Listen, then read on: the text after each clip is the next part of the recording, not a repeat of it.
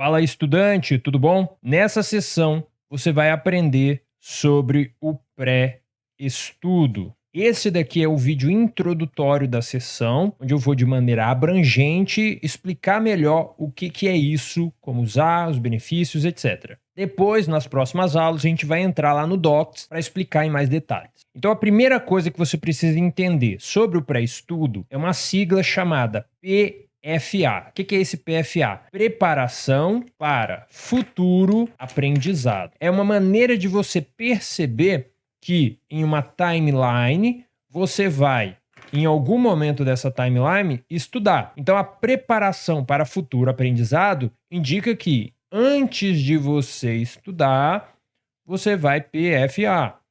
Beleza? Então, assim fica fácil de entender o momento onde você deve usar o pré-estudo. Segunda coisa, uma confusão que algumas pessoas, eu entendo que você ainda não sabe o que é, mas vamos só começar a abrir o leque, tá? Quando alguém aprende o pré-estudo, é comum a pessoa achar que deve fazer sempre antes de uma sessão de aprendizados, mas não é isso. O pré-estudo ele vai servir para mapear a estrutura, a organização de tópicos daquele assunto. A segunda coisa que você precisa entender é que não é para PFA sempre que for estudar. Por quê? A gente está confundindo as estratégias. A gente está acreditando nesse cenário que o pré-estudo é aquele pré-aprendizado. Então, por exemplo, eu vou para uma aula agora, e aí eu passo a limpo um caderno, eu dou uma lida no que eu estudei anteriormente, só para tentar dar uma refinada, dar uma aquecida na cabeça. Esse não é o objetivo. Adriano, se esse não é o objetivo, qual é o objetivo do pré-estudo? Para te explicar isso, eu preciso te dar um exemplo. Então, olha só, esse aqui é o nosso ponto 3. Fizeram um estudo onde dividiram as pessoas em dois grupos. No grupo 1 e o grupo 2.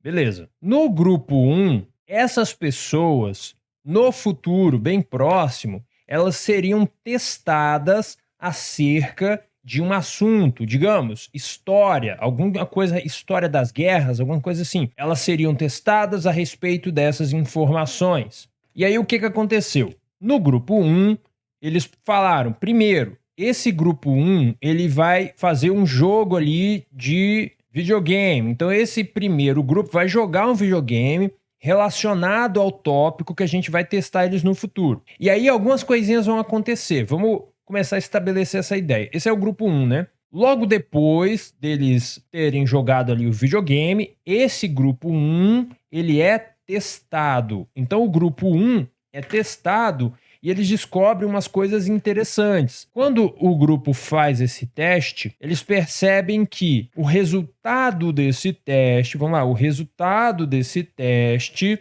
é negativo. Então, não é que a pessoa que jogou o videogame e fez o teste aprendeu alguma coisa relacionada àquele conteúdo ao fazer o teste. Entendeu? Beleza. Logo depois, os dois grupos foram ensinados. Então aqui teve ali uma aquisição de informação. Então os pesquisadores ensinaram os tópicos, tá? Ensinaram os tópicos relacionados àquele teste. Ensinaram a história, etc, etc. E aí, depois desse teste, os dois grupos foram testados.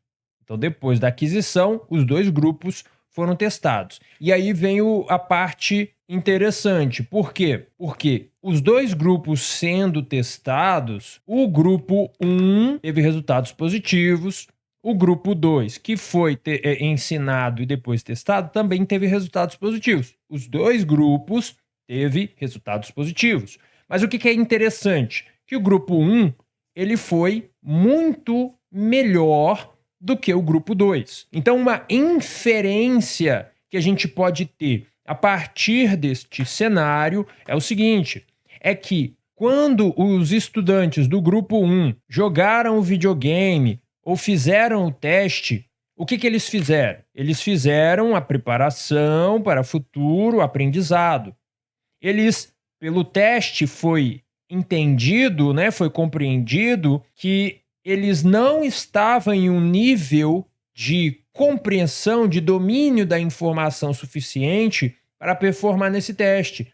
Mas eles fizeram uma preparação para futuro aprendizado. Ou seja, quando a aquisição, as informações foram ensinadas, eles já tinham se preparado para receber essa informação, beleza? Então isso daqui é o nosso terceiro ponto. Vamos para o quarto ponto para aquecer ainda mais essa informação. Deixa eu te fazer uma pergunta. Quem é que aprende mais? Eu vou te dar 4 cenários aqui e aí você vai me dizer quem é que aprende mais. O primeiro cenário, a pessoa vai estudar antes da aula, sozinha lá na casa dela, depois ela vai fazer a aula e vai estudar um pouco depois. Ou ainda, é a pessoa que vai estudar bastante na aula, vai receber uma aula incrível, uma aula fenomenal. Ou ainda, é uma pessoa que depois da aula, ela vai fazer lá a prática de recuperação, vai fazer lá o estudo ativo, ou vai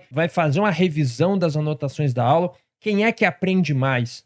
E o quarto cenário, a pessoa que faz um esforço antes da aula, vai para a aula e depois pega aquela informação, faz ali a estratégia dela de manutenção. Desses 4 cenários, a pessoa que enfatiza estudar antes, ou a pessoa que enfatiza estudar durante a aula, ou a pessoa que enfatiza estudar depois, ou ainda a pessoa que estuda antes e depois, mas não dá muita bola para a aula. Quem é que aprende mais? Responda e depois eu trago aqui a informação. Vamos lá. 3, 2, 1.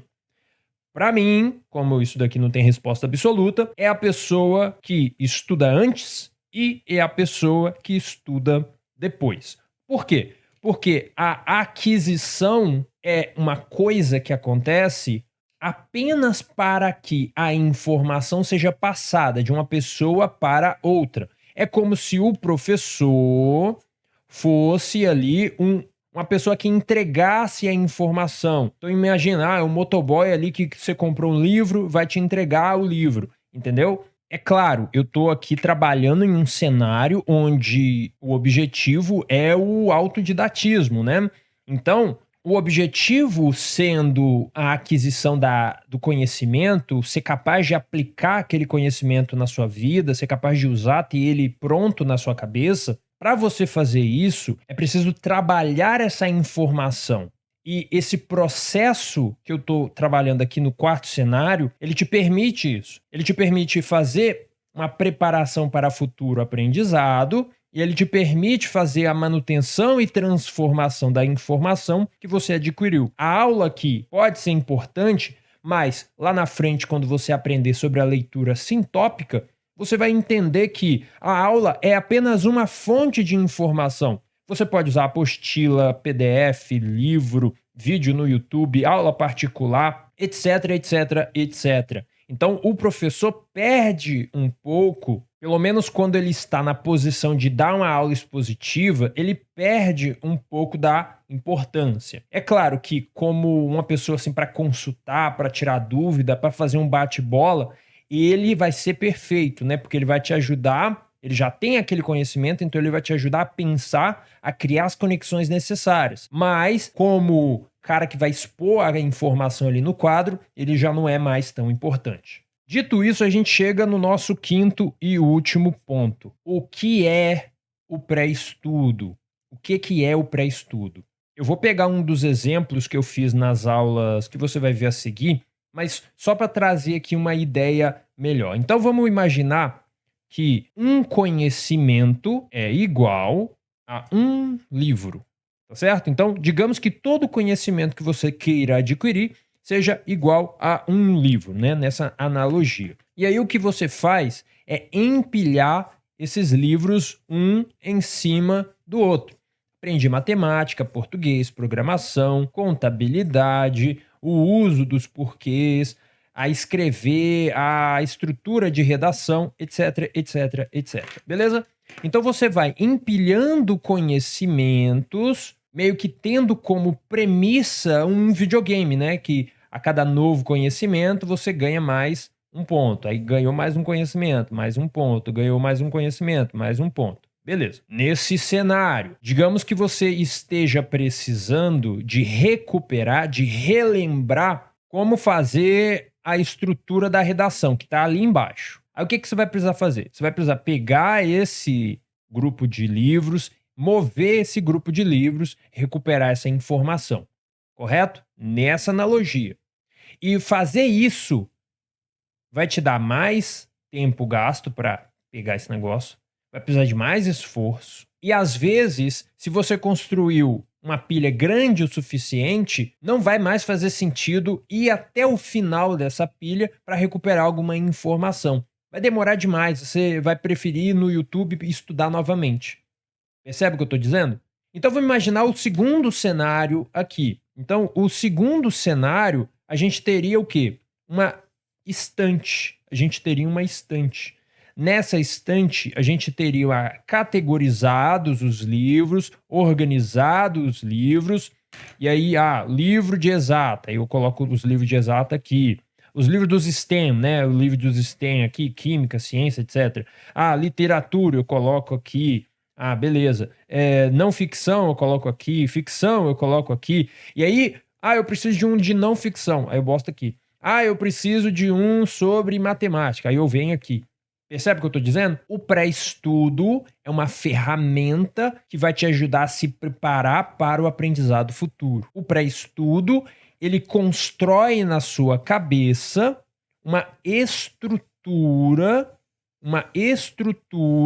organizacional da informação que você está para aprender. Neste cenário, você ainda não aprendeu a informação, mas você construiu uma estrutura. E aí, quando a informação for vir, e aí, quem sabe o que é aprendizado em camadas, você vai pegar essa ideia. Quando o aprendizado, quando a informação chegar, ela já terá ali um espaço para ser alocada e vai ser muito mais fácil fazer a manutenção dessas informações quando elas estão tão organizadas na sua cabeça. Então, nesse vídeo você aprendeu, de forma geral, o que é o pré-estudo. Vá para as próximas aulas para entrar mais em detalhes sobre isso e aprender passo a passo para criar ali seus momentos de pré-estudo e se acostumar com essa estratégia. Eu te vejo lá. Bons estudos!